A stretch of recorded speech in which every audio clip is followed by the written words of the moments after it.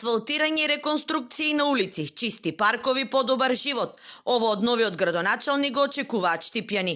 Му порачаа веднаш да си ги засука ракавете и да почне со реализирање на ветените проекти. Да се асфалтират тротоари, значи улици, од градоначалник, друго се треба, у Штип треба се. Пример, улиците не се довршени, водовод, тие канализации од новите населби, има работа. Ветија дека нови патеки, нови градинки, белки тоа ќе се ствара. Ако не друго, пола света прешло. Ali ovako колку и нас, грозно не сум видела.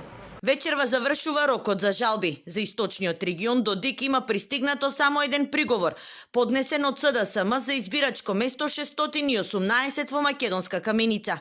Дали овде ќе се прегласува, комисијата во рок од 72 часа треба да донесе одлука. За сега нема приговори од Штип. Доколку работите останат вака, веќе наредната недела Штип може да го добие новиот градоначалник и општински совет. Веќе од наредната недела самата општинска администрација општина Штип може да има нов градоначалник. Се прогласуваат во исто време мандатот на градоначалникот е врзан со мандатот на членовите на советот. Веќе е познат составот и на општинските совети. Во Виница, Зрновци, Карбинци и Штип по број на членови предводи ВМРО ДПМН, а во Берово и Делчево СДСМ. Нови избори изненадија независните кандидати во Пехчево, Пробиштип, Чешиново, Облешево и Кочани. Нивниот глас ќе биде одлучувачки. Која партија ќе го има мнозинството во наредниот советнички состав?